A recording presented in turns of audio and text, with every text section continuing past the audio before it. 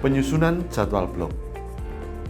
Jadwal blok adalah pengaturan kegiatan belajar mengajar yang disusun sedemikian rupa sehingga peserta didik memiliki waktu belajar dan pendampingan secara optimal untuk mencapai kompetensi tertentu.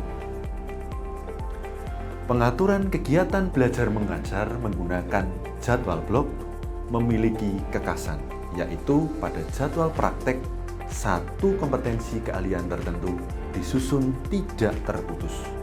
Di samping itu, jadwal blok juga akan mengatur bagaimana sistem rotasi antara kegiatan belajar teori dengan praktek dalam kurun waktu tertentu dilaksanakan secara terus-menerus.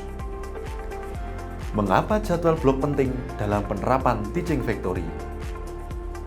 Karena melalui jadwal blok, peserta didik akan belajar dan berlatih secara kontinu atau terus-menerus. Belajar dan berlatih secara kontinu membuat brain memory dan muscle memory akan terasah secara seimbang. Selain itu, peserta didik akan mampu menghasilkan produk real. Lalu, apa manfaat jadwal blok? 1. Mengatur kontinuitas proses pembelajaran dalam pencapaian kompetensi. 2. Menyelaraskan budaya belajar dengan budaya industri. 3. Menyelaraskan proses pembelajaran dengan proses produksi. 4. Mengoptimalisasi penggunaan alat praktek untuk proses pembelajaran. Bagaimanakah kondisi ideal pelaksanaan pembelajaran dengan jadwal blok? Ada 3 kondisi ideal, yaitu: pertama, pembelajaran berorientasi pada kapasitas atau capacity oriented. Pembelajaran berorientasi pada kapasitas atau capacity oriented akan ditujukan melalui satu siswa, satu alat, sehingga pembelajaran fokus. Semua alat digunakan pada saat yang sama, sehingga utilitas peralatan tinggi.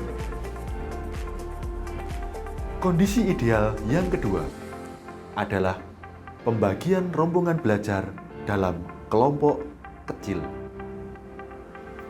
Pembagian rombongan belajar dalam kelompok kecil akan tampak melalui investasi alat yang tidak banyak dan pendampingan kepada peserta didik lebih optimal.